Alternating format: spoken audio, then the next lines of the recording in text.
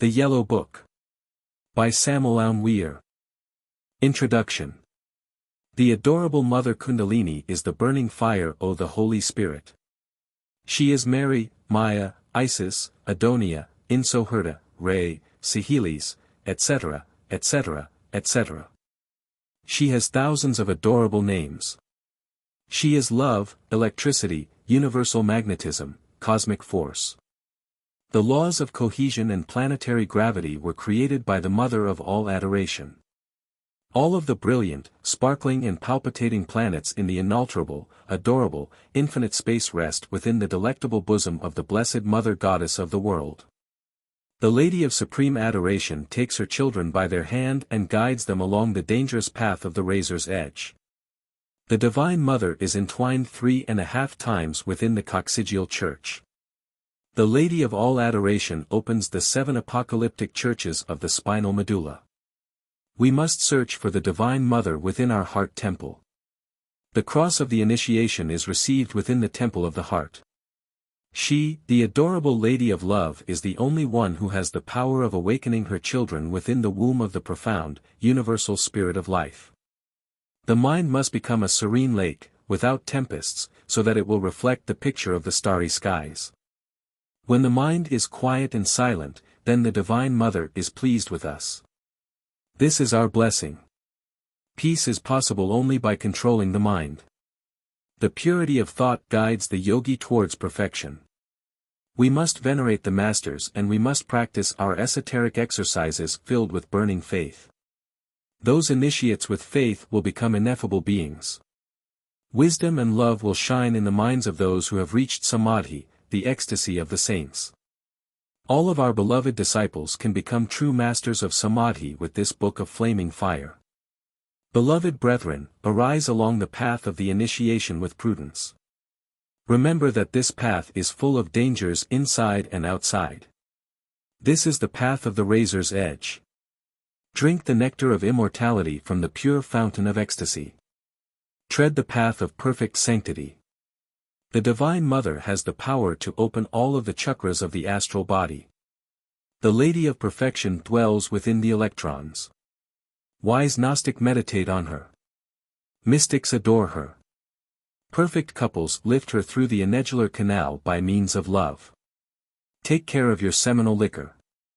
Avoid nocturnal emissions with the arcanum AZF muscles must be relaxed for meditation, the spine must be kept flexible.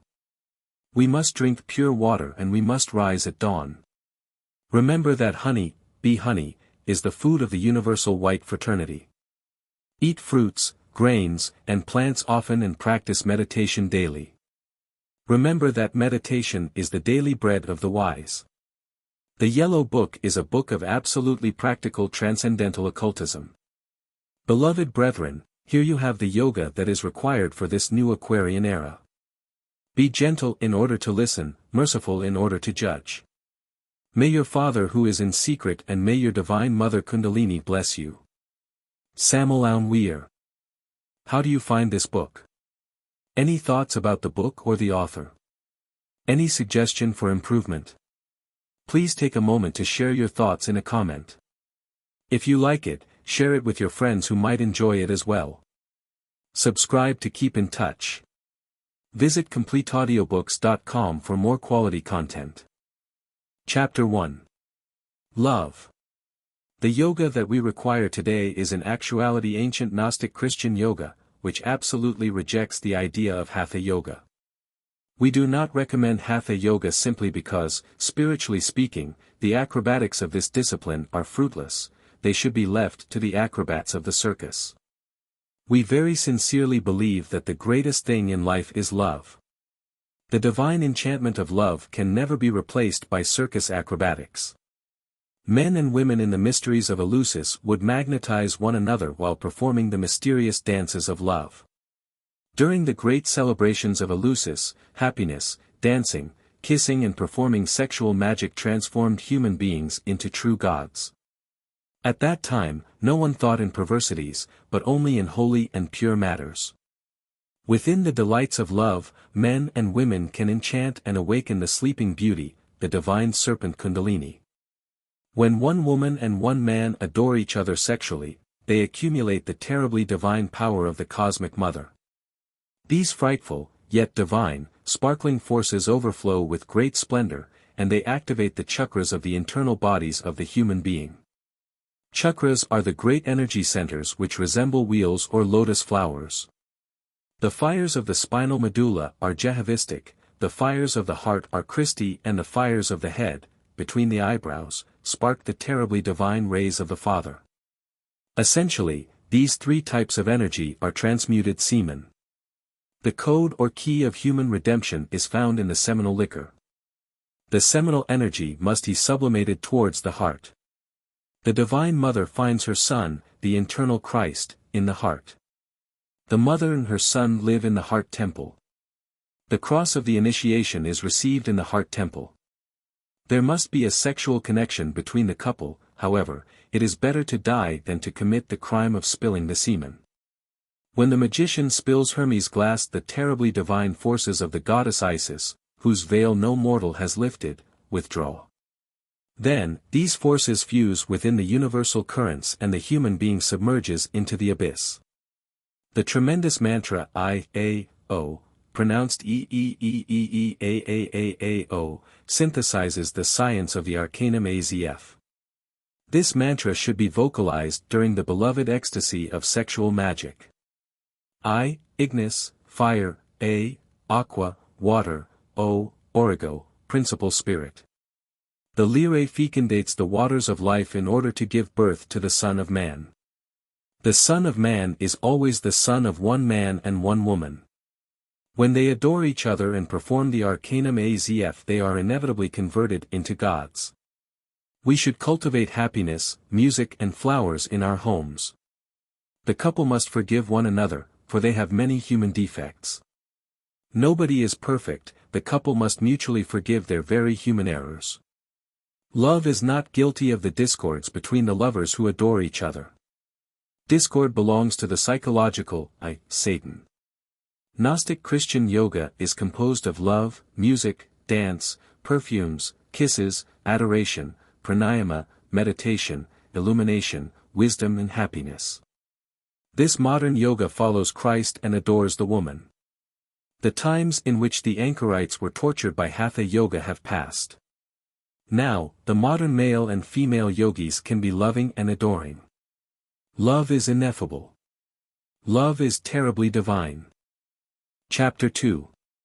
The Kundalini. The Kundalini is the primordial energy enclosed within the Church of Ephesus. This Church of the Apocalypse, Revelation, is a magnetic center located 2 fingers above the anties and 2 fingers below the genitals, centered between the anus and the genitals. The Kundalini is the igneous serpent of our magical powers. This sacred serpent, which is coiled 3 1/2 limes, is dormant inside the Church of Ephesus. The Kundalini is the Divine Mother. The Kundalini is the Pentecostal fire. The sanctuary of the Divine Mother is located in the heart. The Kundalini develops, evolves and progresses within the aura of Mahakahan, the Cosmic Mother, the Holy Spirit, the third Logos. The fires of the spinal medulla are Ciheles. The fires of the heart are Christic. The fires of the head, between the eyebrows, spark the terribly divine rays of the Father. The ascent of the sacred serpent through the medullary canal is controlled by the fires of the heart. The Kundalini evolves and progresses according to the merits of the heart. The Kundalini must ascend towards the brain. Then it must proceed towards the sacred sanctuary of the heart. The Kundalini dwells within the electrons. Sages meditate in the Kundalini.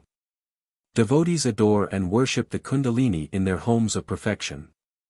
When the solar and lunar atoms unite, we drink the nectar of immortality, because the Kundalini has awoken. The solar and lunar atoms unite in the Triveni, which is located near the coccyx. Then, by way of electric induction, the union of these atoms awake the Kundalini.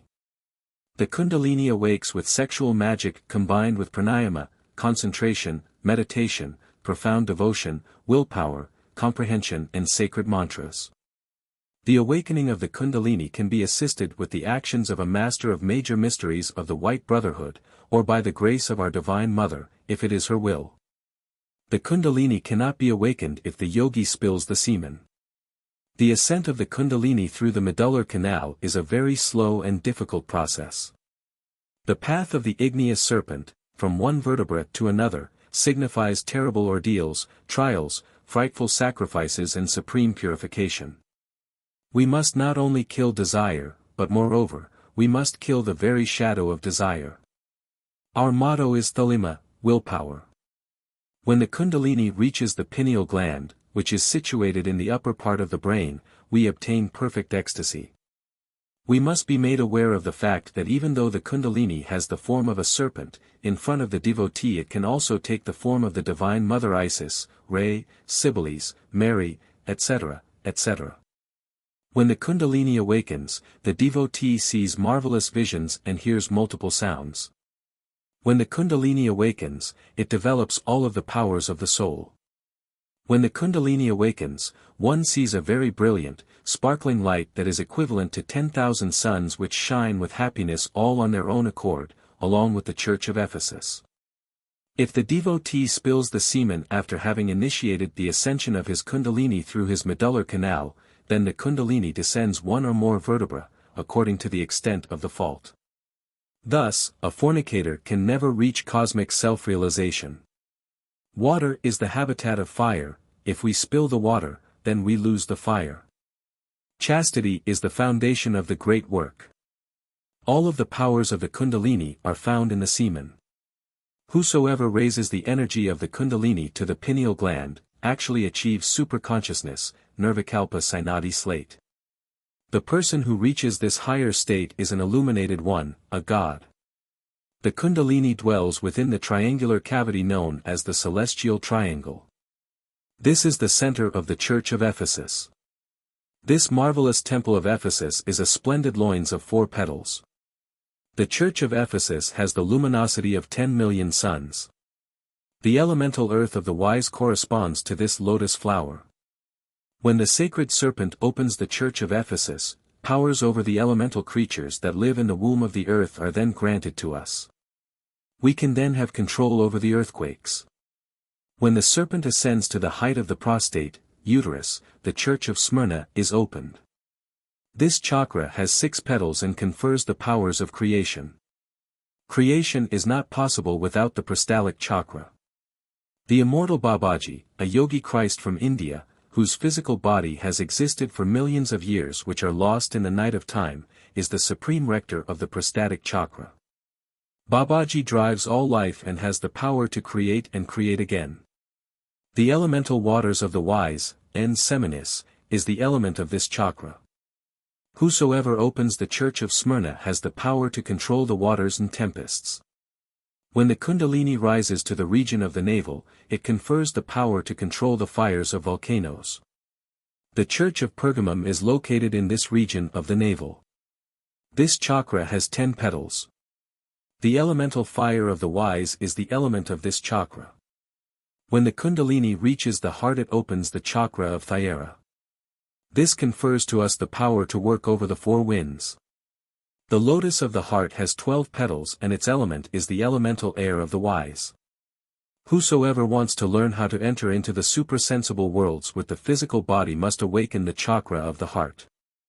This is what is known as Jinn science. Then, indeed, the human body can leave the physical plane and enter tile suprasensible worlds. When the sacred serpent reaches the heart it opens the Church of Thyatira, and transforms us into intuitive human beings. When the Kundalini has risen to the region of the larynx it confers the power of hearing the voices of those beings who live in the suprasensible worlds. The Church of Sardis is the chakra of the larynx. This chakra has 16 petals. When the Kundalini reaches this height, it flourishes in our fertile lips made verb. When Tile Kundalini reaches the mid-brow it opens the Church of Philadelphia. The point between the eyebrows is known as the Eye of Wisdom. The Father dwells in this magnetic center. The chakra of the mid-brow has 2 petals and is the throne of the mind. When the mind matter is transformed into Christi mind, we attain the mantle of the Buddhas and the eye of Shiva. Anyone who awakens this chakra becomes clairvoyant. When the Kundalini reaches the pineal gland, it opens the church of Laodicea. This chakra has 1,000 splendid, sparkling petals. This is the crown that shines like an aura of light upon the head of the saints. The atom of the Holy Spirit exists in the pineal gland. It is in this church that we attain the white dove of the Holy Spirit, and we fill ourselves with illumination, wisdom and omniscience. In the church of Ephesus we conquer the earth. In the church of Smyrna we conquer the water. In the church of Pergamum we conquer the fire. In the church of Thyatira we conquer the air. In the church of Sardis we conquer the akasic fluids. In the church of Philadelphia we conquer the mind. In the church of Laodicea we conquer the light. This is how we become king, queens, and priests, priestesses, of nature, in accordance to the order of Melchizedek. The atom of the Father is found in the magnetic center of the root of the nose. The atom of the Son is found in the pituitary gland, and the atom of the Holy Spirit is found in the pineal gland. Chapter 3. The Two Witnesses. The two witnesses which are entwined around the spinal medulla form the Holy Eight. These two witnesses, entwined around the dorsal spine, form the caduceus of Mercury.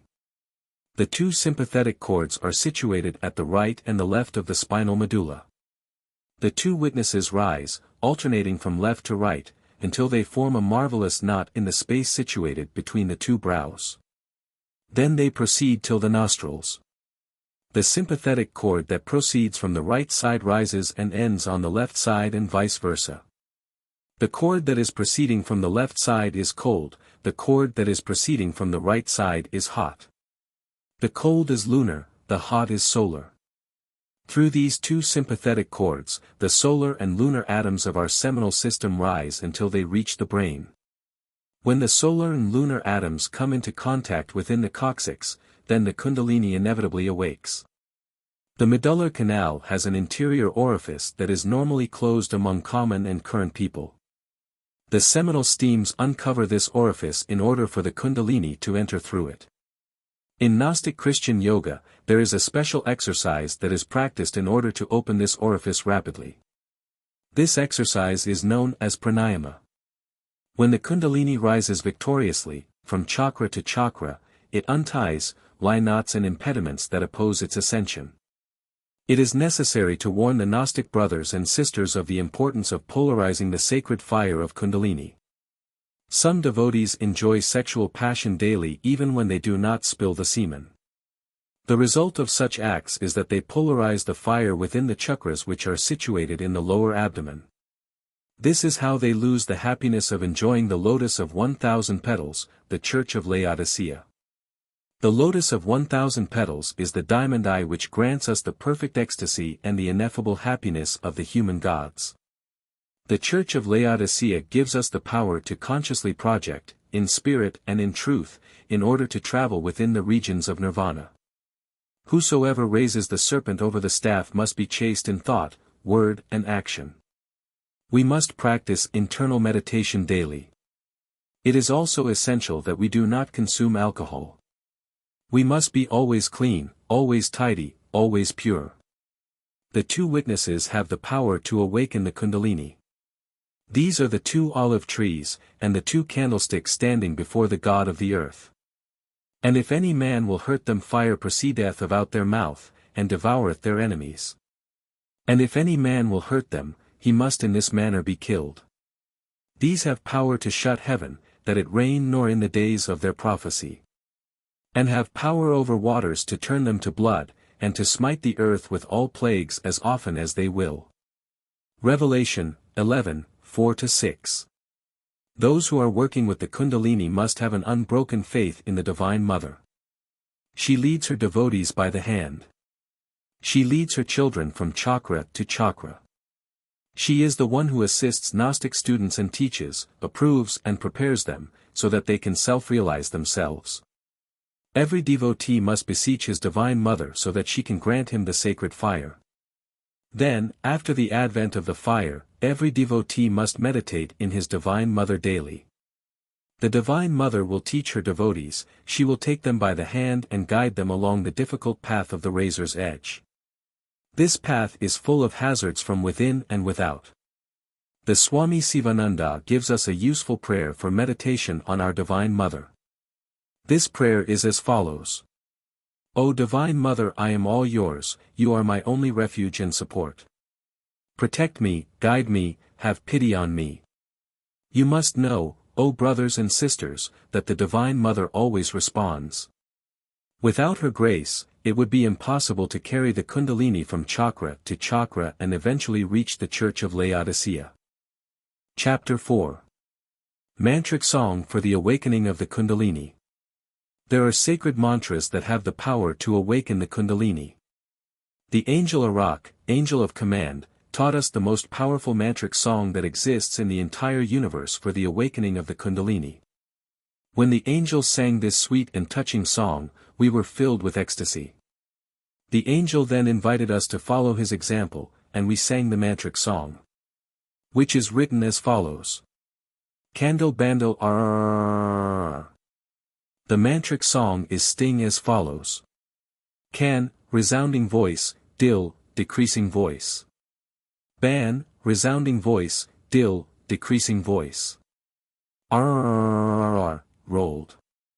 The letter R should be vocalized as if imitating the sound of a high-pitched motor. But with the sweetness of a child's voice. Brothers and sisters, this is how the song of Kundalini is sung. All of those who are working with the Kundalini must not forget the letter S. You must know, beloved brethren, that the letter S has the power to transmute the seminal liquor into distinct energetic values. The seminal liquor must be transmuted on a scale of 7 types of energy, the 7 degrees of the power of fire. The letter S must be pronounced like a very fine and affable whistle. We must bring the teeth together in order to make a fine and delicate whistle. We must use this subtle voice, the yogi must learn how to intone and modulate. The yogi must have Hermes glass hermetically closed, because the yogi who suffers from nocturnal emissions, or who fornicates daily or constantly, is like a person who wants to fill a bottomless pitcher or barrel. Therefore, the yogi must transmute the seminal liquor into 7 types of energy. The letter S has the power to transmute the seminal liquor on a scale of 7 types of energy. The Kriya of Babaji, the Yogi Christ from India, teaches the power of the letter S, the sweet affable whistle. The still small voice, which Elijah heard in the cave, Kings, 19:11-13, is behind this very fine whistle that the yogi pronounces. The still small voice is an even finer whistle. When the sound of this whistle reaches the cerebellum, it gives the yogi the power to instantaneously project with his astral body. This is why the devotees who are working with the Kundalini must always practice with the letter S. The letter S transmutes the seminal liquor into the sacred fires of Kundalini when it is pronounced as a very fine whistle, as follows. The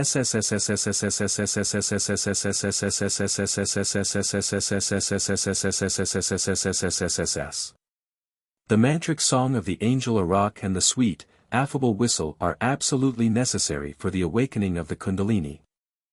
Chapter 5. Children of Wisdom. True Gnostic matrimonies can and must engender children of wisdom. Beloved disciples, please understand that the children of wisdom are not offspring of fornication. When Gnostic matrimonies want to give a physical body to a great master of the White Lodge, then they must inevitably descend to the 9th sphere with the 9th arcanum of the tarot. This arcanum is sex. The mother of the child of wisdom must prepare herself for a period of 9 months before she can create with the power of Kriya Shakti. During this period of time, she must be in constant prayer to the Divine Mother. She must beg her Divine Mother with all her heart and soul to give her the joy of conceiving a great master in her womb, who will help humanity. The mother of the child of wisdom must undergo 9 months of preparation, chastity, saintliness and meditation before she can perform the sacred sexual act with her husband. The father of the child of wisdom must not fornicate, while must also sexually abstain for a period of 9 months. The couple must be in constant prayer to the Divine Mother, beseeching her so that they can have the happiness of having a great master as their child. They must be chaste in thought, words and action. The sacred copula is performed in the spring during the month of May, the month of flowers. Throughout the duration of this month, the Buddha descends in order to bless humanity. The sacred sexual act must be performed on a Friday at dawn. The morning star is vibrating intensely at dawn. The couple must complete the act without ejaculating the seminal liquor, without reaching the orgasm. The lunar hierarchy knows how to utilize one masculine gamete and one feminine ovum in order to K the womb. The mother must sleep in a different position each month, 1 month on her right side and the following month on her left side. This is how the body of the child, which is in the womb, will receive all of the cosmic benefits. During the Lemurian epoch, this work was performed inside the great temples of mysteries. Painful labor during childbirth did not exist then. This is how the children of wisdom were brought into the world. This is the Kriya Shakti method for creation. Now, with this very ancient method, which has been lost in the nights of the centuries, any couple who practice Gnostic Christian yoga could give a physical body to a great master of the Venerable White Lodge. This marvelous code proves, in evident form, that it is not necessary to ejaculate 7 million of sperms in order to create a new human being. God said, "Be fruitful and multiply." God did not say, "Be fruitful and fornicate." Therefore, seminal ejaculation is a crime, seminal ejaculation is brutal fornication. In ancient times, in paradise, reproduction was performed without seminal ejaculation, without the orgasm of both man and woman. The tenebrous Lucifers of the ancient earth moon taught the humans to ejaculate the semen. This is how humans lost their powers. This is represented by Adam and Eve's departure from Eden. Therefore, Gnosis does not teach anything that is against nature. Not spilling the semen is what is natural, what is normal. So, Gnosis does not teach sexual refinement, it teaches what is truly natural and normal. People are slanderous concerning this subject, because the philosophical stone is the stumbling stone, it is sex. It is the offensive rock for the evil ones. Evil ones hate sexual magic. They are repugnant to all that abolishes the simple satisfaction of their carnal passions. This is why they feel repugnance towards chastity. Such is the law of these poor people.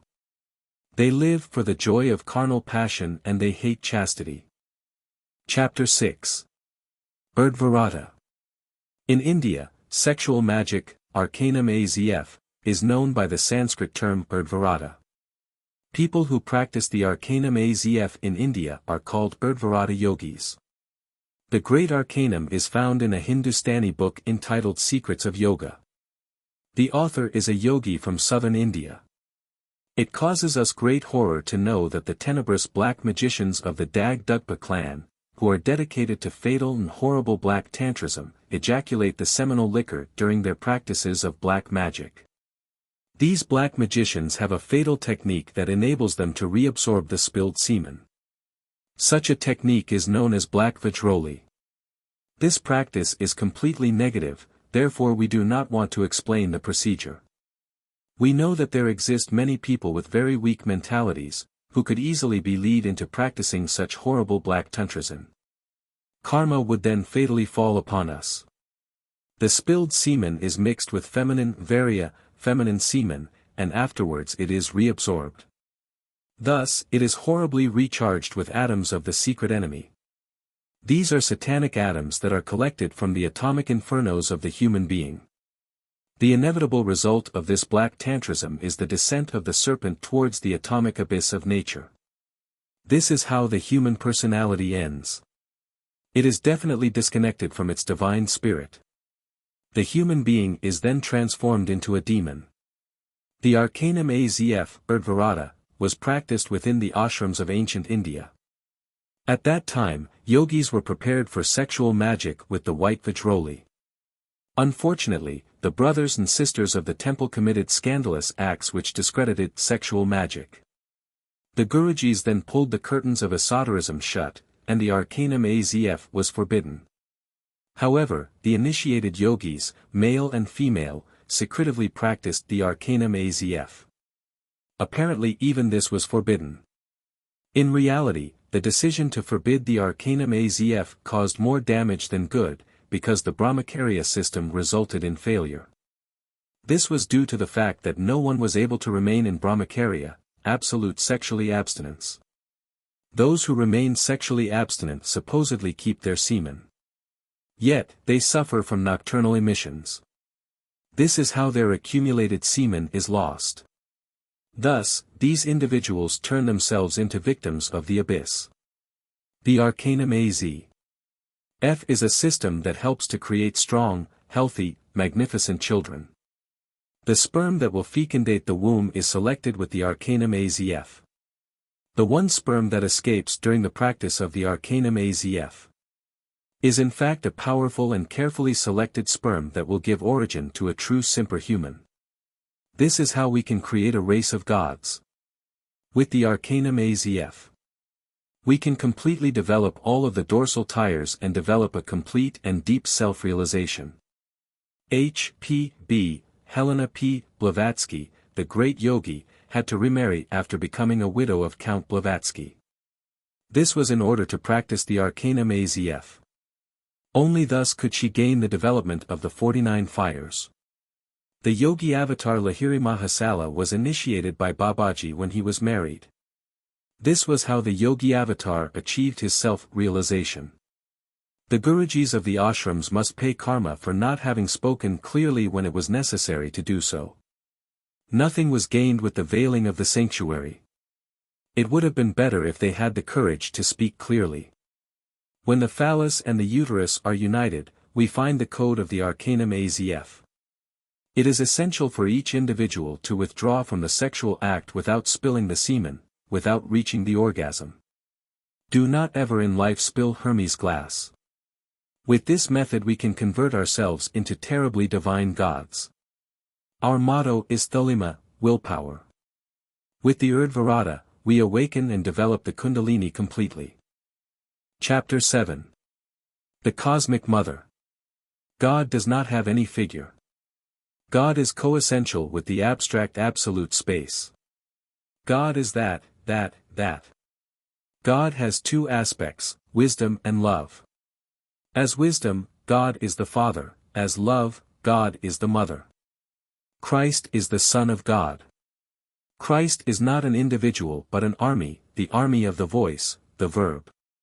Before the dawn of the new cosmic day, Father, Mother, and the Son were one, that.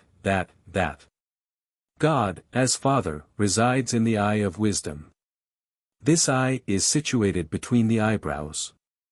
God, as Mother resides in the temple of the heart.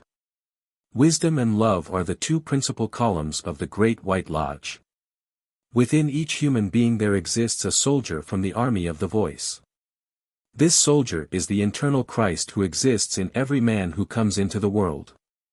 The human being with 7 bodies is just the sinning shadow of the soldier from the army of the voice. We must incarnate the solar man, the inner Christ. The Divine Mother helps us. Ask, and it shall be given you, seek, and ye shall find, knock, and it shall be opened unto you. Luke 11 verse 9. God as love, is Isis, whose veil no mortal has lifted. Who would lift the terribly divine veil?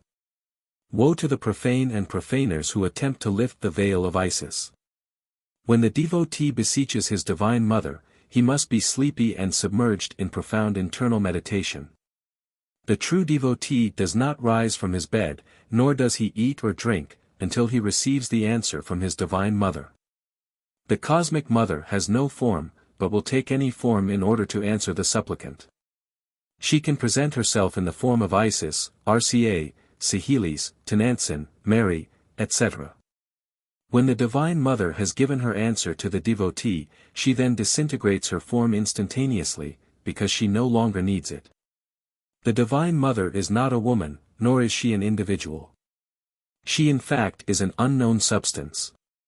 Any form that she takes disintegrates afterwards, that is love. God, the Mother, is love. God the Mother adores us and loves us terribly. When we work with the Arcanum AZF, the mother goddess of the world rises through the medullary channel and transforms herself into the fiery serpent. The mother goddess of the world is Devi Kundalini. The Divine Mother carries her beloved child in her arms. Her child is the internal Christ of each human being. The mother is that. Isis. Love. Mystery. The devotee who wishes to have power must ask his Divine Mother for such powers. The true devotee humbles himself before God, the Mother. If the devotee sincerely wishes to correct his errors and tread upon the holy path, then he may ask his Divine Mother to pardon his past karma and she will forgive him. Yet, if the devotee does not correct his errors or does not follow the holy path, then it is useless to ask for pardon for she will not grant it. The Divine Mother will forgive her truly repented children. She can forgive the karma of her children, because she knows how her children behave. The karma of evil actions from past incarnations can be forgiven by the Divine Mother. When repentance is absolute, punishment is worthless. Chapter 8. Christic Egyptian Pranayama. Prana is the great breath. It is the cosmic Christ. Prana is the life that palpitates within every atom, as it palpitates in every sun. Fire burns because of prana. Water flows because of prana. Wind blows because of prana. The sun exists because of prana, the life we have is prana. Nothing can exist in the universe without prana. It is impossible for the most insignificant insect to be born, or for the smallest flower to bloom without prana. Prana exists in the loud that we eat, in the air that we breathe, and in the water that we drink. Prana exists within everything. When seminal energy is refined and transformed totally, the nervous system is provided with the richest type of prana. This rich prana is deposited within the brain in the form of wine of light, pure Christic energy. An intimate connection exists between the mind, the prana, and the semen. We can gain dominion over the mind and prana by controlling the seminal energy with the force of willpower.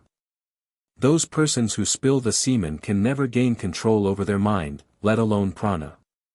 Their efforts to gain control over their mind and over prana will undoubtedly fail. People who gain sexual control, also gain control of their minds and control of their prana. These type of human beings reach the true liberation. These type of human beings attain the elixir of long life. All of those immortal beings who live with the divine Christ Babaji, Yogi of India, conserve their physical bodies for thousands of years. Death cannot do anything against them. These beings attain supreme chastity. This is how they achieve control of the mind and prana. Prana is universal energy, it is life, light, and joy. The principal objective of the practice of pranayama is to obtain the union of solar atoms and lunar atoms, which are found within the seminal system, and consequently to awaken the Kundalini. Esoteric exercise of pranayama for men. 1. The disciple places himself in a chair or on the floor with his face directed towards the east. 2. With complete devotion and sincerity the disciple prays to his Divine Mother that she might awaken his Kundalini. 3. The chest, neck, and head should be in a straight or vertical line. Do not lean your body to the side, nor to the front, nor to the hack. The palms of the hands should rest on your legs in a very natural form. 4. The mind of the disciple should be directed towards his innermost, his Divine Mother, loving her, adoring her. 5. Close your eyes so that the matters from the physical world do not distract you. 6. Cover or close the right nostril with the thumb of your right hand. Vocalizing mentally the mantra, Tyoen. At the same time inhale slowly through the cavity of the left nostril. 7. Now, close the left nostril with the index finger of your right hand. Hold your breath, retain your breath. Mentally send the prana to the temple of Ephesus, chakra situated in the coccyx, the small bone at the lower extremity of the spinal column, to awaken Kundalini and pronounce mentally the mantra SA. 8. Exhale now slowly from the right nostril vocalizing mentally the mantra HAM. 9. Now close the left nostril with the index finger. 10. Inhale the life, the prana through the right nostril, vocalizing mentally the mantra, Ton. Close both of your nostrils with the index finger and the thumb and retain the breath and vocalize mentally the mantra, Ra. Send the prana to the magnetic center of the coccyx in order to awaken the Kundalini. 11. Exhale slowly through the left nostril, vocalizing mentally the mantra, Ham. 12. This constitutes one complete pranayama. 13. Repeat this complete process 6 more times, twice a day at dusk and dawn. 14. The devotee will kneel on the ground. 15. Once he is on the ground, the devotee places the palms of his hands on the floor, the thumbs of the 2 hands together. 16. Prostrated on the ground, with his body inclined forward, with his head facing the east, and filled with supreme veneration, he then places his forehead on his hands, in Egyptian style. 17. Next, the disciple with his powerful creative word vocalizes the mantra, Ra, the mantra of the Egyptians. This mantra, Ra, is vocalized by prolonging the sound of its 2 letters, as follows. Ra. Vocalize the mantra 7 times. Esoteric exercise of pranayama for women. 1. The disciple places herself in a chair or on the floor with her face directed towards the east. 2. With complete devotion and sincerity, the disciple prays to her Divine Mother that she might awaken her Kundalini. 3. The chest, neck, and head should be in a straight or vertical line. Do not lean your body to the side, nor to the front, nor to the back. The palms of the hands should rest on your legs in a very natural form. 4. The mind of the disciple should be directed towards her innermost, her Divine Mother, loving her, adoring her. 5. Close your eyes so that the matters from the physical world do not distract you. 6. Cover or close the left nostril with the index finger of your right hand. Vocalizing mentally the mantra, Ton. At the same time, inhale slowly through the cavity of the right nostril. 7. Now, close the right nostril with the thumb of your right hand. Hold your breath, retain your breath. Mentally send the prana to the temple of Ephesus, chakra situated in the coccyx, the small bone at the lower extremity of the spinal column, to awaken Kundalini, and pronounce mentally the mantra, Sa. 8. Exhale now slowly from the left nostril, vocalizing mentally the mantra, Ham. 9. Now close the right nostril with the thumb. 10. Inhale the life, the prana through the left nostril, vocalizing mentally the mantra, Ton. Close both of your nostrils with the index finger and the thumb and retain the breath and vocalize mentally the mantra, Ra. Send the prana to the magnetic center of the coccyx in order to awaken the Kundalini. 11. Exhale slowly through the right nostril, vocalizing mentally the mantra, Ham. 12. This constitutes one complete pranayama. 13. Repeat this complete process 6 more times, twice a day at dusk and dawn. 14. The devotee will kneel on the ground. 15. Once she is on the ground, the devotee places the palms of her hands on the floor, the thumbs of the 2 hands together. 16. Prostrated on the ground, with her body inclined forward, with her head facing the east, and filled with supreme veneration, she then places her forehead on her hands, in Egyptian style. 17. Next, the disciple with her powerful creative word vocalizes the mantra, Ra, the mantra of the Egyptians.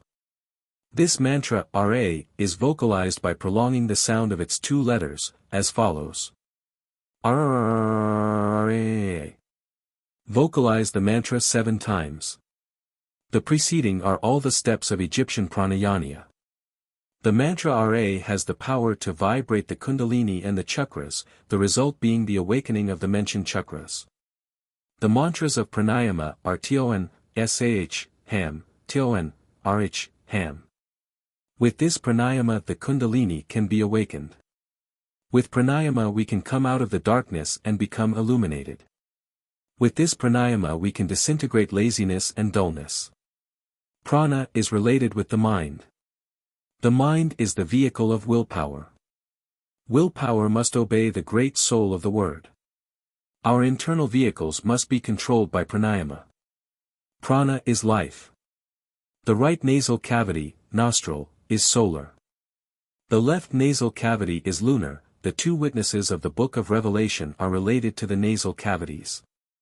The two witnesses are a pair of nervous cords. The testicles, ovaries, are united with the nasal cavities through these two nervous cords. We can say that the two cords begin in the testicles, ovaries. The two testicles are the two oceans of life. Moses found his master between the two oceans.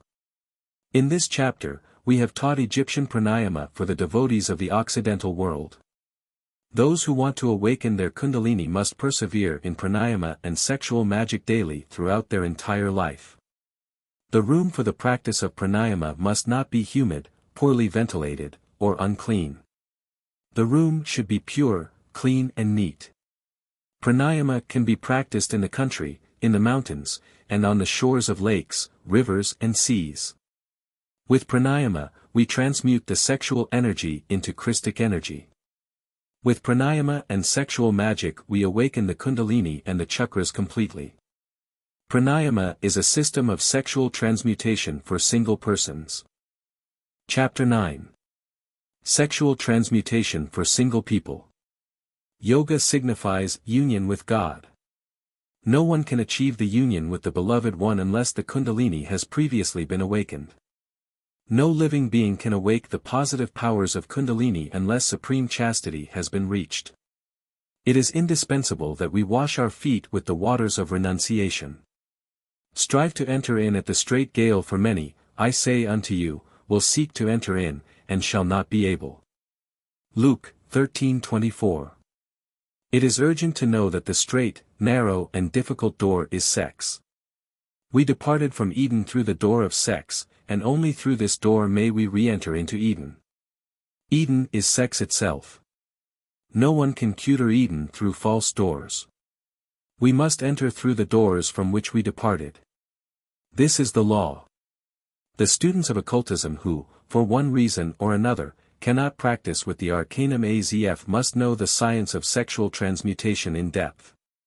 There exists a secret key, and with its help the single devotees can open the ark of science.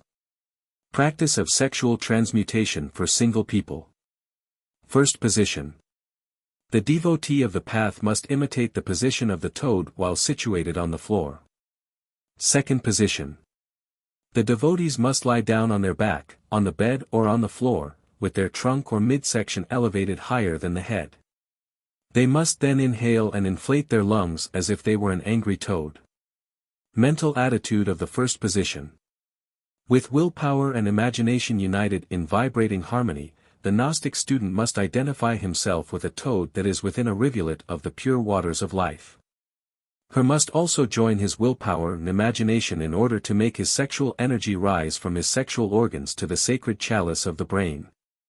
The Gnostic student must raise his seminal energy through the two sympathetic cords that are entwined around the spinal medulla. They form the famous caduceus of Mercury. Mental attitude of the second position. With willpower and imagination united in vibrating harmony, the Gnostic student must inflate himself as the toad does. This is possible only with a deep breath.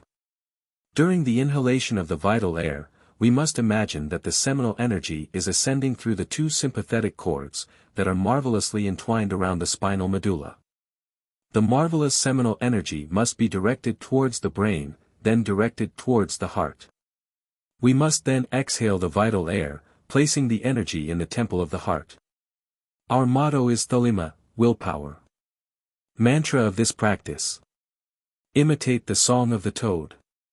The mysterious croak of the toad is the song, it is the mantra. Origin of this practice. The Divine Cosmic Mother gave this marvelous key of the Ark of Science to the Gnostic brethren. The Divine Mother cares for all of her children. The toad that is upon the immaculate lotus flower, within the pure waters of life, is an archaic sexual symbol of the pharaohs of ancient Egypt. Chapter 10. Order and Esoteric Discipline. The Gnostic must be temperate. He must not slander people. He should not be gluttonous or lazy. As a rule, the Gnostic must retire to the bedroom at 10 p.m. daily, in order to practice internal meditation. The Gnostic must rise at dawn in order to practice all of his esoteric exercises. The Gnostic must be a clean, tidy, decent, honest and upright person. He should always be punctual and happy, never angry with anyone, nor should he be against anyone in any way. The devotee should shower or wash himself daily, and he should dress presentably. The Gnostic who never washes himself or is in great disorder, causes damage to humanity in such a way that with his bad taste may drive people away from the Gnostic studies. For example, people may say, if this is what Gnostics are like, I don't want to enter into these studies. I don't want to degenerate, myself, etc. The Gnostic must not be a fanatic. We must study everything to reject the useless and accept the useful. Gnosis is not against any religion, school, order or sect. We have fought for the moral purification of many religions, schools, orders and sects. We have never been against any religion, school or sect. We know that humanity is divided into groups and that each group needs its own system of particular instruction. All religions, schools, orders and sects are precious pearls that are strung on the golden thread of divinity. We must build churches in order to serve all religions without distinction of names or creeds. Truly, all religions are ineffable and divine. All religions, schools, orders, and sects are necessary. Religious jealousy is equivalent to passionate jealousy. It is a shame to be religiously jealous. The Gnostic brother or sister must overcome such jealousy, for it is a very vulgar passion. The Gnostic movement is structured for people of all religions, schools, orders and sects. Nexroneuritis is a very terrible sickness of the soul. In this epoch, people have become neurotic. Neurosis is satanic. We must cultivate sweetness, patience and love. We must educate our children with wisdom and love. We must cultivate in our homes happiness, sweetness and love because you must know that neurosis damages the lotus flowers of the soul. We must teach our children with examples, we should always be happy and joyous. Gnostic homes should be sanctuaries of love and happiness. Neurotic shouts and screams, weeping and crying destroy happiness, thus the white dove of love leaves the heart forever. This is the disgrace of many homes. Live with wisdom and love. Chapter 11. Meditation. Once we heard an exotic declaration from the lips of an Hindustani Swami. The master explained the necessity of Hatha Yoga to the people in the auditorium. He explained how indispensable it was in order to reach the exaltation of Samadhi. That yogi slated that many people have not obtained success with internal meditation, in spite of their hard efforts and daily training. According to the Swami, such failures were due to the exclusion of Hatha Yoga. Frankly, we disagree with this affirmation given by the Venerable Swami. Those who have not obtained illumination within 10 to 20 years of serious practice within internal meditation, must find the cause, which is the lack of tile sleepy slate. It is urgent to combine meditation with drowsiness. Chapter 12. Primary Clairaudient and Clairvoyant Experiences. If the yogi persists with internal meditation constantly, tenaciously, and with infinite patience, then within a period of time, clairvoyant perceptions will begin to develop. In the early stages of development, luminous spots will appear. Later, as development continues, faces and objects and pictures of nature will appear. Objects will seem dreamlike in the instants of transition that exist between vigil and dream. The disciple's enthusiasm increases when clairvoyant perceptions begin to take place. These perceptions inform the disciple that his internal powers are being activated. It is extremely important that the disciple does not become weary. A great deal of patience is required for the development of internal powers. It is very difficult to develop internal powers. Many disciples begin this difficult process, but there are very few disciples who have the patience of Saint Job. Impatience will only impede our steps along the path towards self-realization. Such esoteric practices are for those that are tenacious and patient. In the sacred India of the Vedas, yogis practice internal meditation 4 times a day. However, in our Occidental world, due to the preoccupation of our daily lives, and the hard battle for existence, if we can only practice meditation once a day, then this is sufficient. Yet, what is important is to practice consistently, and without missing a day. With intense repetition and tenacious practices, we will eventually put our chakras into rotation. Thus, after some time, primary clairvoyant and clairaudient perceptions will begin. Luminant spots, pictures of light, living figures, sounds of bells and animals and the voices of people, etc. indicate with accuracy the disciple's progress. These perceptions appear in the instant and the disciple is submerged in profound meditation and in the sleepy state. Many types of light begin to appear with the practice of internal meditation. In early stages of development, the devotee perceives very brilliant white lights. These lights correspond to the eye of wisdom which is located between the eyebrows. The white, yellow, red, blue, and green lights as well as the lightning, sun, moon, stars, sparks, flames, etc. are particles which are forms of the suprasensible elements, 10 matric particles. When small luminous balls appear, shining with white and red colors, then this is an absolutely positive sign that we are progressing in our practices of concentration of thought. There will be an instant in which the devotee will see angels, archangels, thrones, potentates, virtues, etc. The student may also see within the dreams in meditation grand temples, rivers, valleys, mountains and beautiful enchanted gardens. Commonly, during the practice of meditation, certain strange sensations occur that may fill the devotee with fear. One of these sensations is an electric shock in the chakra of the coccyx. Also the lotus of 1,000 petals, which is situated in the upper part of the brain will feel electric sensations. The devotee must defeat this fear if he wants to progress in the development of his internal powers. The line in which these visions appear depends on the individual himself. Some students have these visions within a few days of practice, others begin to have these visions after 6 months of daily exercises. Within the first period of daily training we are in relation with the beings of the astral plane. Within the second period of esoteric training we are in relation with the beings of the mental plane. Within the third period of esoteric training we are in relation with the beings of the purely spiritual plane. We then begin to convert ourselves into competent investigators of the superior worlds.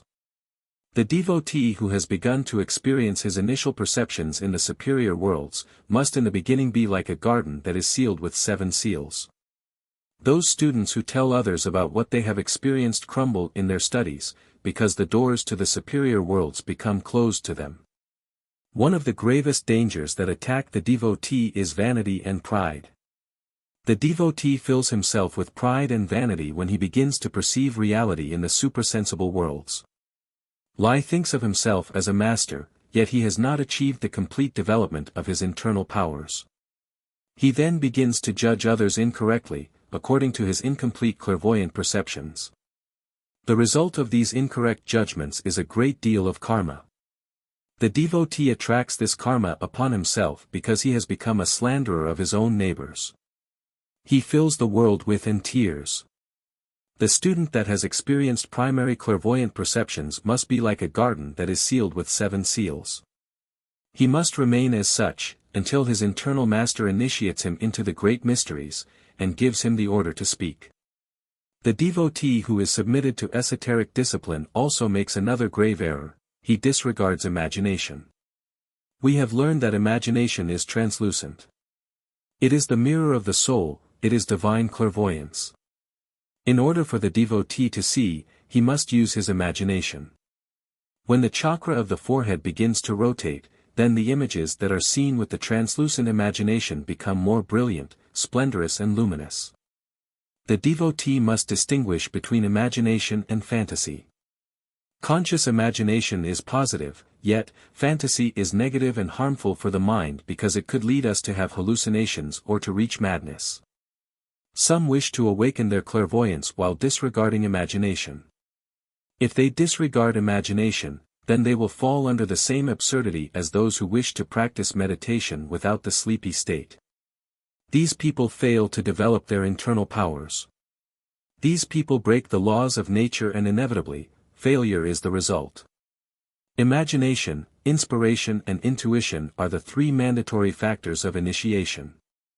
In the beginning, images appear and in the end we penetrate into the purely spiritual world. Initiation is necessary for all clairvoyance. To have clairvoyance without esoteric initiation leads the student into the world of delinquency. Therefore, it is urgent to receive the cosmic initiation. If a clairvoyant penetrates into the subconsciousness of nature, then he can read all of the past history of the earth and its races. He will also find his most beloved relatives. He may see, for example, his beloved wife married with other men. He may also see her committing adultery. If the clairvoyant has not reached initiation, he may mistake the past for the present. He will then slander his while saying, "She is betraying me, she is an adulterer. I am clairvoyant and I am seeing her in the internal worlds committing adultery." All of the records of our past reincarnations exist within the subconsciousness of nature. If a clairvoyant penetrates into the infraconsciousness of nature, then lie will discover all the evil of humanity. The Satan of every human being dwells within the infraconsciousness of nature. If the clairvoyant has not received initiation, then he will see the Satan of the saints continually reviving the crimes and evil actions that the saints committed in their ancient reincarnations, before they became saints. The inexperienced clairvoyant who is lacking initiation cannot distinguish between the past and the present, or between the Satan of a human and the real being of a human, thus resulting in slanderous behavior. The inexperienced clairvoyant may say, "That man believes he is a saint, yet he is an assassin, a thief and a terrible black magician. I know this, because I saw it with my clairvoyance." This is precisely what we call a slanderer. Many clairvoyants have become horribly degenerated slanderers. One of the grave dangers of this behavior is homicide. Within the infraconsciousness of nature, a jealous, distrustful, and unworthy man will find that all of his doubts and suspicions are converted into reality. He then begins to slander his wife, friends, neighbors and masters saying, "You see, I have reason for my doubts, my friend is a thief, a black magician, and an assassin, my W is committing adultery, just as I suspected. My clairvoyance never fails me, I am always right, etc., etc." The poor man, due to the lack of initiation, does not have the capability to sufficiently analyze in order to understand that he has penetrated into the subconsciousness of nature. This is where his own mental creations live. Therefore, considering all of these dangers, it is necessary that the esoteric student does not throw judgment against anyone. Do not judge in order not to be judged. The devotee must be like a garden that is sealed with 7 seals. Whosoever has primary clairvoyant and clairaudient perceptions is an inexperienced clairvoyant. Thus, if he does not know how to remain in silence, he will begin to slander others. Only the great clairvoyant initiates do not fall. Rama, Krishna, Buddha, Jesus Christ, etc., were truly infallible and omniscient clairvoyants. Chapter 13. The Still Small Voice. There exists a particular mystical sound that the yogi must learn to hear. The Aztecs knew this mystical sound.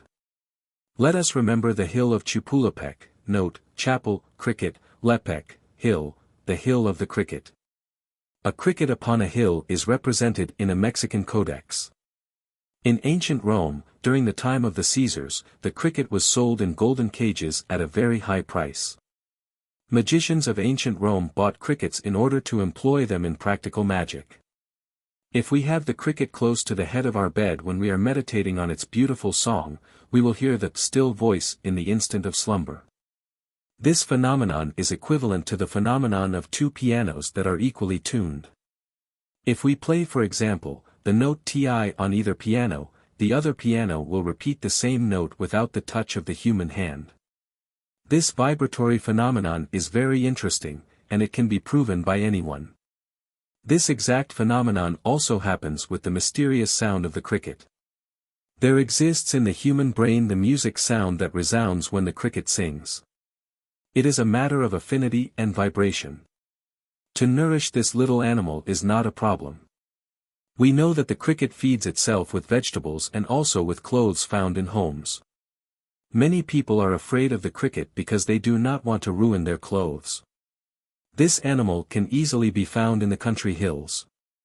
Whosoever hears the still voice can travel instantly into the astral plane at any time. If the devotee concentrates on the sound of the cricket, or if the yogi meditates on the sound of the cricket and goes to sleep while listening to the sound of the cricket, suddenly the same mystic sound, tone or still voice will resound within his brain, and the doors of mystery will then be opened. During this instant, the Gnostic can rise from bed naturally and depart from his home in the astral body.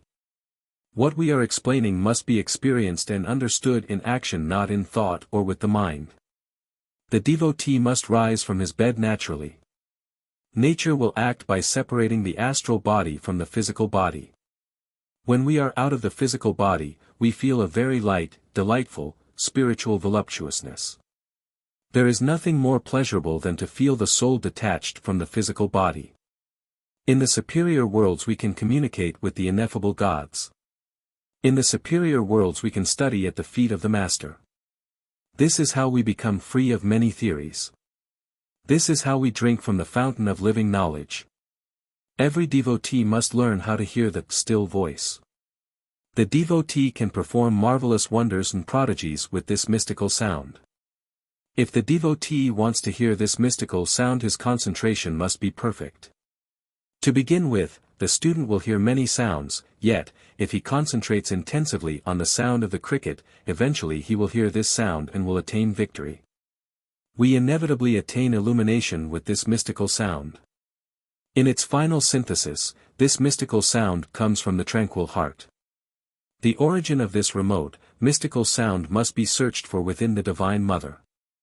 The devotee must pray constantly, beseeching his Divine Mother to give him the ability to hear the great mystical sound. With the grace of the Divine Mother, every devotee can have the joy of hearing the mystical sound that grants us the instantaneous projection of the astral body. The devotee who wishes to perform these practices with success must meditate internally until he truly feels the state of slumber. You must know that every esoteric exercise of meditation, if practiced with a lack of the sleepy state, is useless, sterile, because it damages the mind and harms the brain. Therefore, internal meditation must be intelligently combined with the sleepy state. If the Gnostic student does not have this marvelous cricket when practicing this exercise, then he must pronounce the letter S. This letter must be pronounced like a fine and delicate whistle, like this. S, lips opened and upper and lower teeth together. Behind this fine sound dwells the still voice that permits us to project instantaneously in astral body. The devotee should be in a very comfortable position in order to practice correct internal meditation. We suggest 2 positions. Position of the corpse. Lay down in corpse position on the bed or floor, placing arms against the sides of the body. Straighten the legs and bring the heels of the feet together so they are touching. However, the toes of the feet should be separated towards the left and right, like a fan. Position of flaming star. Lay down in the position of a flaming star with the arms and legs extended towards the right and left. Our bodies must be very relaxed. We should resemble the figure of the 5-pointed star. This is the position of the Master.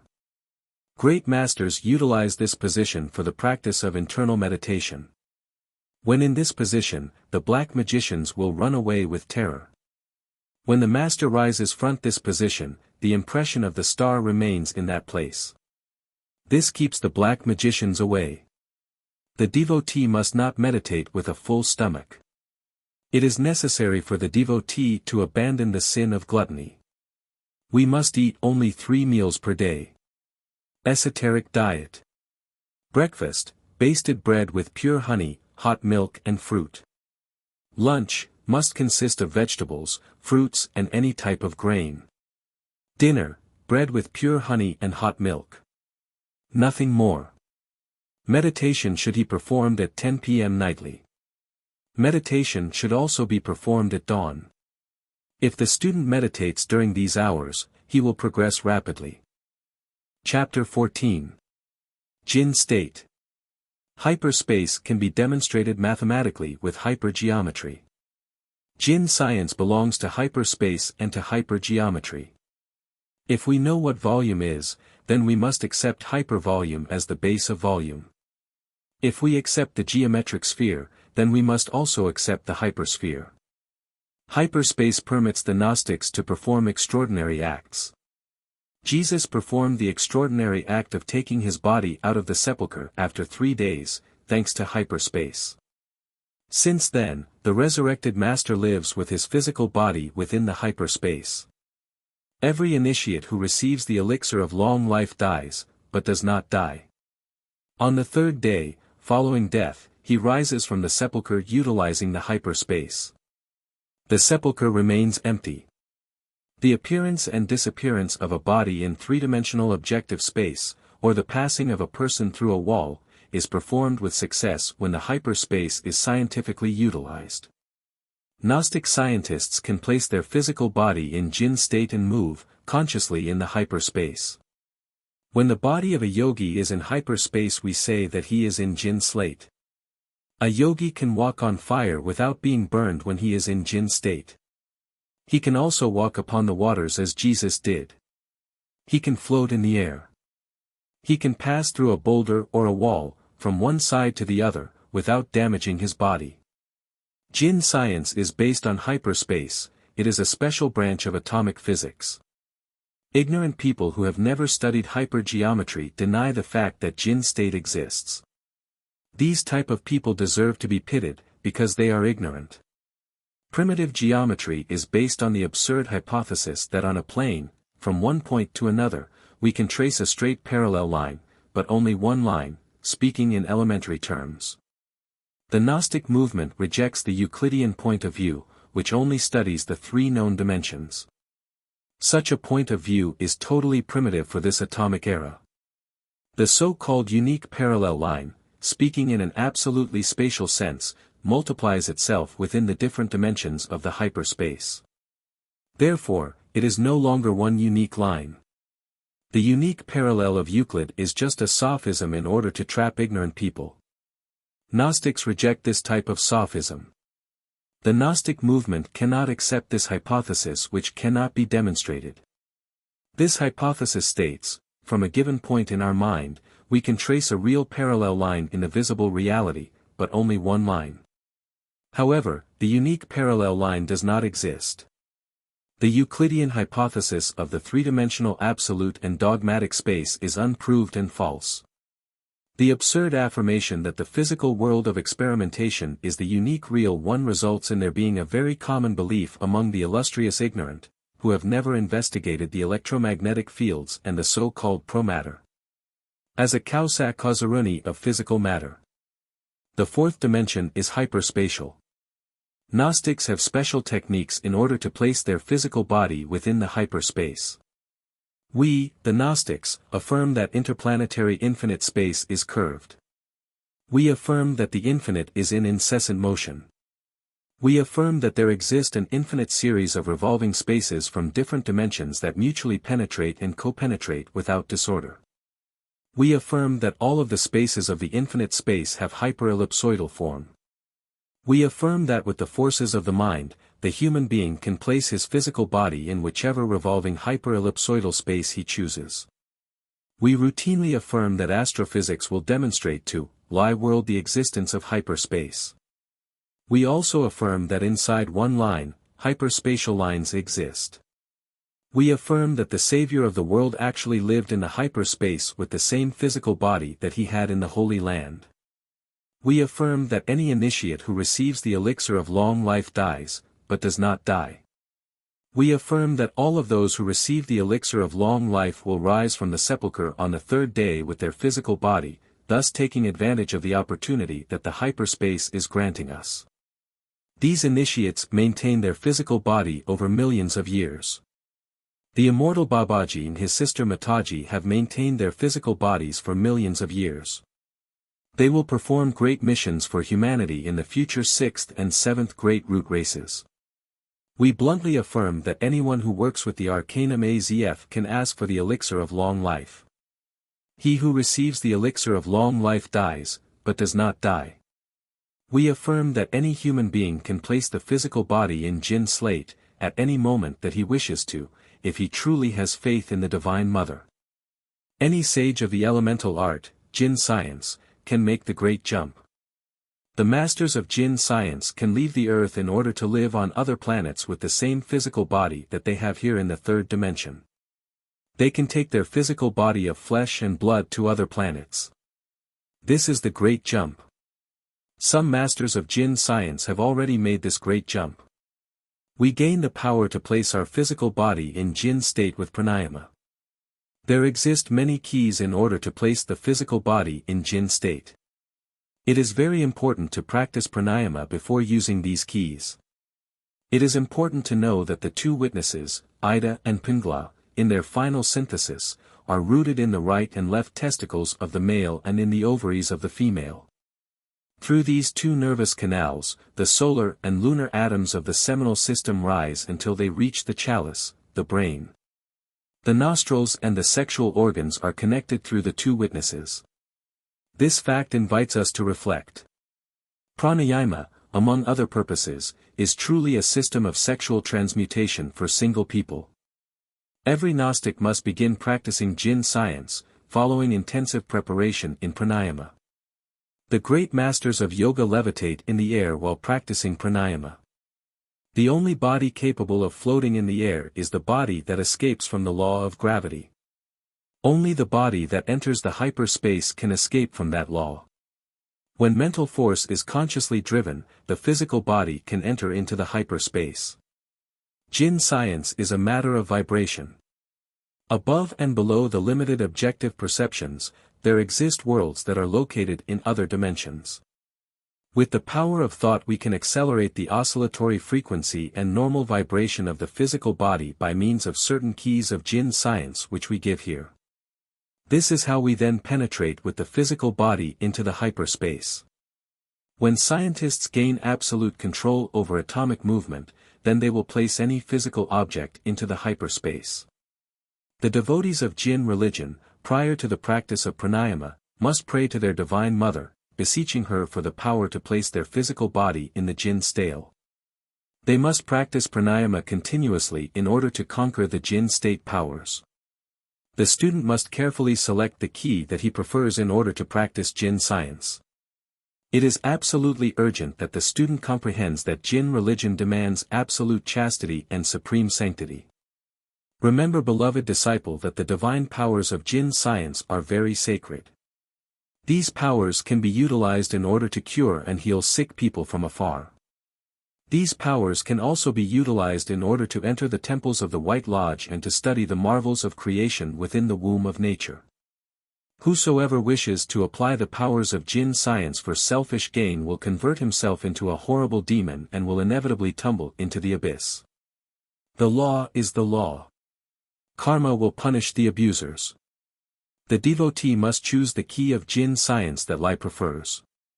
He must practice daily with this key, with great intensity, until he reaches victory. Jinn science is not for the weak, the unsteady, fickle or inconsistent people. This science is for people who have as much patience as Saint Job. This science is for tenacious, courageous, alert and strong people who are strong as steel. This science is not for skeptical people. Such people are useless for Jinn science. This science is never to be exhibited, for the White Lodge forbids it. Jinn science is not to be displayed or demonstrated as a spectacle of magic. This science is terribly divine and can be practiced in secret only. When I, the author of this book, wanted to publicly demonstrate Jinn science, the Master Moria immediately intervened saying, "We have been teaching and helping you for the past 10 years and now you want to exhibit your powers. Why? Powers are very sacred. Powers must be exhibited to the public. Since then we have understood that Jinn science is very secret. Many people would like to see demonstrations. We, the brethren of the temple, are not experimental animals of a laboratory. Truth is what one experiences in oneself. We cannot experiment with other people's bodies. We give the keys in order that each one can experiment with his own flesh. People who are filled with doubts, skeptical ones, we advise them not to enter into these studies, because they may become mad. The battle of tremendous contrast and opposition can destroy the brain of the skeptics. This may force them into a mental institution. Therefore, Jinn science is for those who have unbreakable faith, like steel. This science is not for people who are full of doubts. For those who have strong faith, the keys to experiencing the Jinn science are as follows. First key. The devotee must lie down on his left side, resting his head on the palm of his left hand. The devotee must fall asleep in this position. He must be on guard and aware of his dreams. He must become vigilant of his own dreams. When he begins to see the images of his dreams, he must rise very quietly from the bed, holding on to the dream as if it were a precious treasure.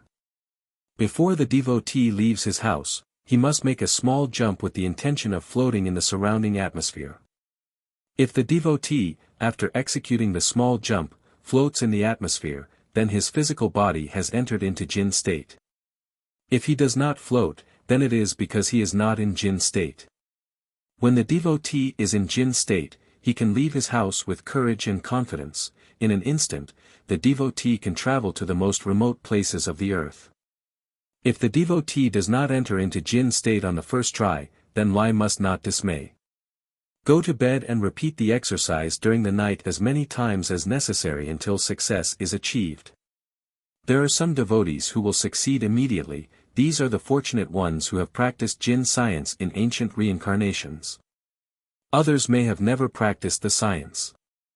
They must begin practicing pranayama and exercise this practice for many years, until they obtain this power. In reality, this key is just a modification of somnambulism, or sleepwalking. It is voluntary yet induced somnambulism. During dreams, tremendous subconscious energies are functioning. The devotee must take advantage of these energies and control them, like a lever, in order to place the physical body into hyperspace. Second key. There exists a nut, commonly known as the deer's eye. This nut has marvelous Jinn powers. The devotee must go to sleep while holding this nut. He must place himself in the same position as given in the previous key, while holding this marvelous nut in his right hand. It is very important to remember that this nut has a marvelous elemental genie that can help the devotee to place his physical body in the Jinn state. During this practice, the devotee must go to sleep pronouncing the mantra Inva. Then, the elemental genie will arrive and help him to place his physical body in Jinn state. The devotee must rise from his bed, holding on to the sleepy state as if it was solid gold. Before he leaves his house, he must make a small jump with the intention of floating in the surrounding atmosphere. If the devotee floats, then he can leave his house in Jinn state. If he does not float, then he must repeat the exercise for as many hours, months, or years that it takes until achieving victory. Third key. There is a master of Jinn state named Urdhvarata. He helps anyone who calls him in the name of Christ. The devotee must lie down in the same position, previously mentioned in key number 1 and number 2. The devotee must call Urdhvarata, the master of Jinn state, in the name of Christ, saying, "In the name of Christ, by the power of Christ, by the majesty of Christ, I call you Urdhvarata, Urdhvarata, Urdhvarata. Please place my physical body in Jinn state." The devotee must repeat this invocation continuously until he goes to sleep. The devotee must rise from the bed holding on to his dreams as if they were solid gold. He must then make a small jump, with the intention of floating in the surrounding atmosphere. If he floats, then he is in Jinn state. If he does not float, then he must return to the bed and repeat the experiment. Fourth key. The devotee must seat himself in front of a table. He must cross his arms, place them on the table and rest his head on his arms. The devotee must invoke the Jinn masters and ask them for help, in order that they may help him in his practices. He can call upon Babaji, the Yogi Christ of India, or his sister Mataji, also Harpocrates, Saint Peter, etc., etc. When the student begins to dream, he must rise from the chair automatically, instinctively, and without thought. He must hold on to his dreams as if they were solid gold. He must then take a long jump, as far as possible, with the intention of floating in the surrounding atmosphere. After the devotee makes this jump, he must mark on the floor the exact place on which Lai landed. The student must perform this exercise daily, repeatedly, and patiently. He must always mark the point on the floor, to measure the length of each jump. This system is marvelous because the student can appreciate his degree of progress in Jinn science.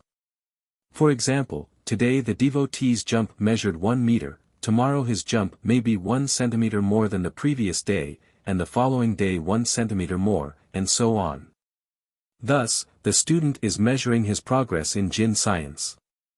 Finally, he will discover one day, with wonder, that Lai has performed an extremely long jump, an incredible jump that no athlete could perform. These are signs which indicate with clarity his progress in Jinn science. Following this incredible jump, the devotee can remaining floating in the hyperspace. Thus, he has victoriously succeeded. This key is marvelous. What is important in occultism is to practice. Today people are tired of theories. It is absolutely necessary to practice occultism now. People who theorize neither practice, nor do they allow others to practice. The student that has not wasted his time theorizing is better off practicing quietly and keeping his progress to himself. He must remain in silence, because this science is very secretive. It is better to remain in silence, therefore, we avoid the mockery and slander of foolish theorists who do not practice or allow others to practice. They are just social parasites. Fifth key. The instant in which the student awakes from his normal sleep, he must jump from his bed without any conscious or subconscious analysis, without the process of theoretical analysis. It must be done instinctively. In other words, he must be ecstatic, full of wisdom and with very strong faith, like the steel of the sword that is well tempered and ready for battle. Upon leaving the house, the student must make a jump. If he floats in the surrounding atmosphere, then his physical body has entered Jinn state. At this point, the student can go wherever he wishes with his physical body in Jinn slate. If he does not float in the surrounding atmosphere, then he must repeat the exercise. With patience we can go very far in these studies. Sixth key.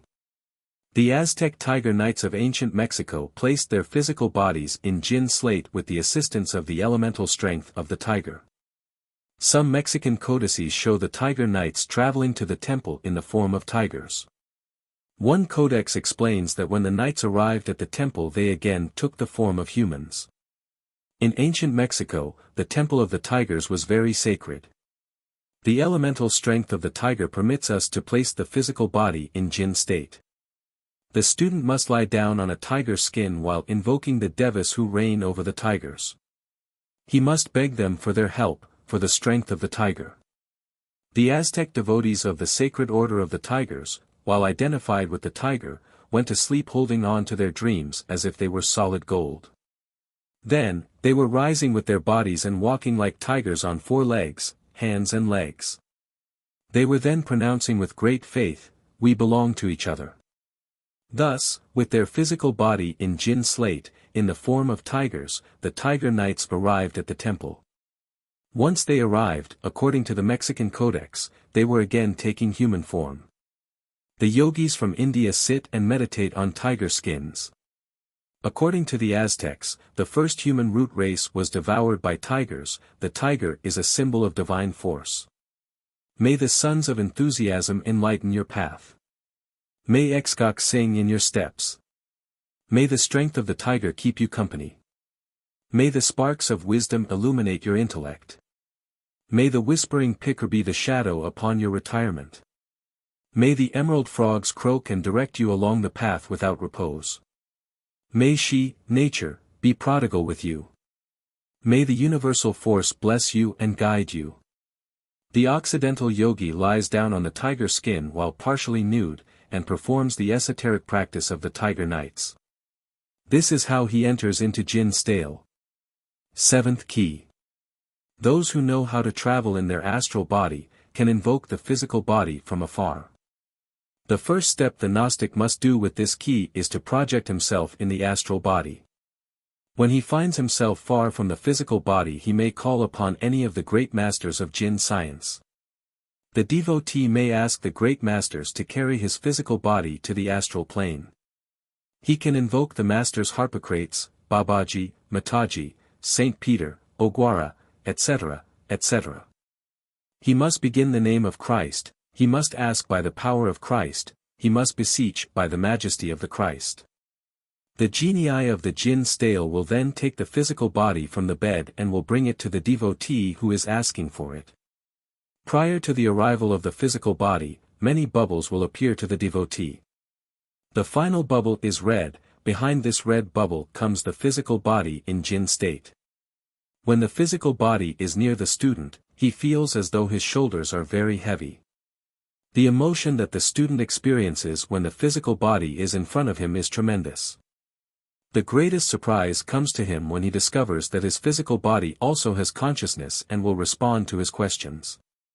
In such moments, the devotee must dominate all of his emotions and control his mind in order that he does not ruin the experiment. If the devotee lets himself be driven by his emotions, then the physical body and the devotee will return instantly to the bed and the experiment will be ruined. Table work. In occultism, table work is the instant in which the physical body is invoked from afar and must inevitably enter the sidereal body of the devotee. This performance is very difficult because the body must learn how to do so, and the soul must dominate its emotions and know how to command the body. The body must enter the soul through the coronary chakra, or lotus of 1,000 petals, which is located in the upper part of the head of the sidereal body. The devotee must command the body and the body must obey. If the body does not obey, then it is because it does not know how to. So, the devotee must teach it. The soul must command and teach the physical body to leave through the sidereal head of the astral body, and enter the devotee through the same door. The result is marvelous, the physical body obeys and enters into the devotee. In the astral plane things are very different. It is not the devotee who must enter into the physical body must enter into the devotee. This is how the devotee remains with his physical body in the astral plane. The Jinn system of the seventh key is for those who are very skilled in using and controlling the astral body. With the physical body in Jinn state we can visit the temples of the Great White Lodge and receive direct teachings from the great masters who initiated the dawn of creation. This is what is known as practical occultism. Practical occultism is urgently needed by all. The students of various schools of occultism are tired of theories. Unfortunately, the majority of students want to develop their powers easily, without any effort or sacrifice and with all the comfort given to them in a short period of time, as if it were, so to speak, a piece of cake. We must be aware of the fact that life is very difficult and nothing is given to us for free. The person who wishes to develop Jinn powers must have the patience of Saint Job, the courage of the tiger, the tenacity of the bull, and the inexhaustible thirst for divine wisdom. This science is not for fickle people. It is better that such people remain out of these studies. This science is not for curious people either. We cannot play with cosmic laws without being burned. The law is the law and we must respect what is sacred. Jinn substances. There exist many substances that will help us in Jinn science. The student of occultism must know what these substances are, and learn how to control them. Jinn science is terribly divine. The Orphic egg, the golden egg of Brahma, the Egyptian egg, etc., clearly symbolizes the prime matter of the great work. The universes, plants, animals, humans and gods come from this prime matter. The egg contains great occult powers. The hen's egg is utilized for Jinn states.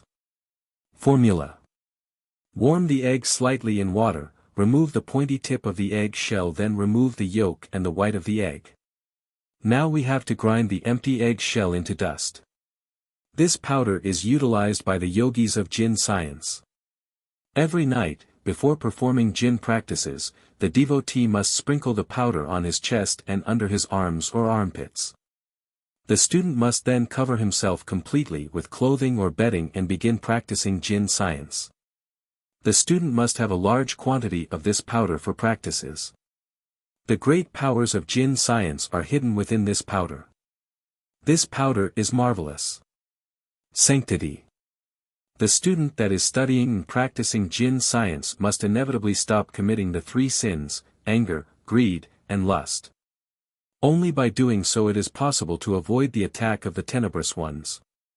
If the student does not control these defects, then he will not progress in the true and positive complete sense of the word. Gesture. Men who are working with Jinn science must wear only yellow pajama pants or loose-fitting bathing trunks. The remainder of the body must be nude. Comfortable, loose clothing is best for Jinn practices because the chakras will spin freely. Women. Women who are practicing Jinn science must wear only a loose-fitting yellow robe that is as long and as wide as possible. The robe must be very beautiful, similar to the robes of the Samaritans. Women who practice Jinn science must not cut their hair. The hair is a symbol of purity and chastity.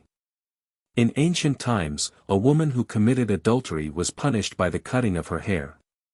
Women practicing Jinn science do not use the same vesture as men, i.e. bathing trunks, because it is immoral for them to do so. Divine hierarchies demand modesty, purity and chastity. Warning. These yellow robes that are used for Jinn science are not for Gnostic rituals. These robes are to be used only for Jinn science practices and must be worn directly over the skin of the body. Absolutely nothing must be worn under this wide robe. Chapter 15. Utensils and Perfumes. We must always use a specific room in order to work with Jinn science. Although, if a specific room is unavailable, the bedroom is sufficient. The bedroom should be a true sanctuary. With chastity everything runs favorably. The bedroom must be scented daily with the following 5 perfumes: frankincense, myrrh, aloe, sulfur and camphor. It is necessary that we paint the sign of the pentagram, which is the 5-pointed star, on the floor at the entrance of the bedroom. The 2 lower points of the star must aim towards the outside of the room and the upper point must aim towards the inside of the room. The star can be drawn with carbon. We should also have a framed pentagram above the head of the bed. It is very important that the superior point is aiming towards the ceiling and that the inferior points are aiming toward the floor.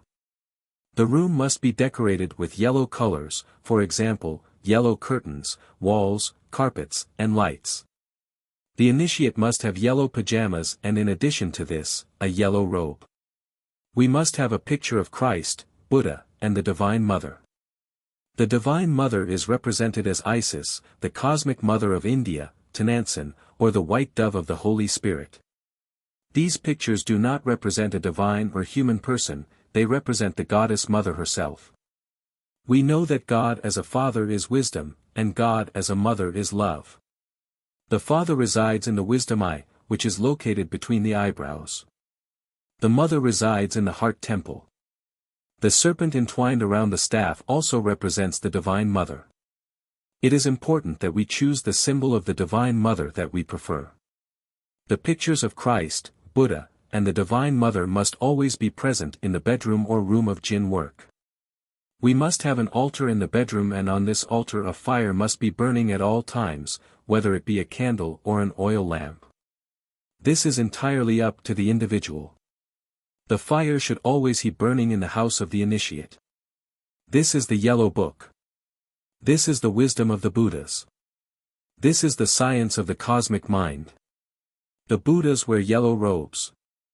The color of the mental world is yellow. When the man is liberated from his 4 sinful bodies, then he is a Buddha. Every Buddha uses a yellow mantle. The ray of Christ is golden yellow. The science of the mind truly constitutes the yellow book. This is why this book is called the yellow book, because the science of the mind is written here. In order to work with the science of the mind, the initiate should retire at 10 p.m. daily. The initiate must avoid discussions or arguments with skeptical people who do not practice or do not allow others to practice.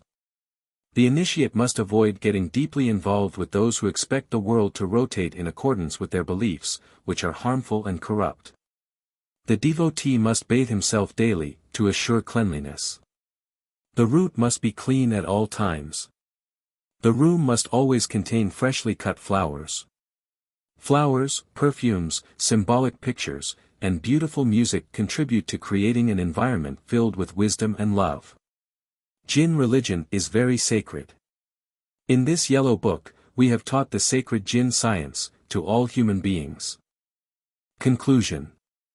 With infinite happiness we have concluded this work. With humbleness, we offer this work to the poor and suffering humanity. It has been said that there exist 3 rays of inner self-realization. These 3 rays are, the mystic ray, the yogi ray and the domestic ray. The beloved brothers and sisters of Gnosis, while resting on their staff, walk the 3 paths combined. Our motto is Thalima, willpower. Beloved brothers and sisters, here we have an absolutely practical book on occultism. For the love of God, we the brethren of the temple advise you with infinite humility not to waste your time theorizing. The opium of the theorists is more bitter than death itself. Be humble in order to obtain wisdom. Once we have obtained wisdom, we must strive for even higher degrees of humility. Use the teachings of this book practically and you shall develop your divine powers. Beloved brothers and sisters, be consistent and patient, we must have absolute faith in our divine Mother Kundalini. The Lady of all adoration guides her devotees from chakra to chakra. When the igneous serpent of our magical powers awakens, the devotee passes 6 short unforgettable experiences. These 6 experiences are, divine happiness, trembling body or body parts, astral projection, spiritual voluptuousness, coccyx pain, dizzy spells in conjunction with deep sleep filled with spiritual brightness. These 6 signs indicate to the disciple the awakening of Kundalini. This is how the gardener waters the delicate internal garden with the sublime nectar of life, until the delicious fruits of Eden appear. The Yellow Book is a guide for practical esotericism. Beloved disciples, we must understand that this is a text, and a sure guide for the path of the initiation. Study this hook and exercise these practices with intensity and supreme patience. Many occult powers appear with the awakening of the Kundalini. When this happens we must be careful not to fall into pride. Once we have accumulated these powers, we must act as though we do not have them. We must recognize our own misery and sins. We must find shelter within the nothingness. We are the sinning shadow of that which has never sinned. We must develop our internal powers, but we must dissolve the I, the myself, the returning ego. By dissolving the I, we can obtain complete liberation. The ego is a horrible larva which is present within the various levels of the mind. When the ego is dissolved, the great Lord of the Light enters the soul and dwells within. We, the brethren of the temple, feel great bitterness when we see a great master who, in spite of having awakened the Kundalini, still has the living I or ego within the profound levels of the mind. Beloved brothers and sisters, this book will guide you to awaken your Kundalini and develop your occult powers. We must practice the exercises, but we must dissolve the ego. Again, we must recognize our own misery and sins. We must fast, pray, and walk with faith, patience, and charity along the difficult path that leads us to nirvana. Samael Aun Weor.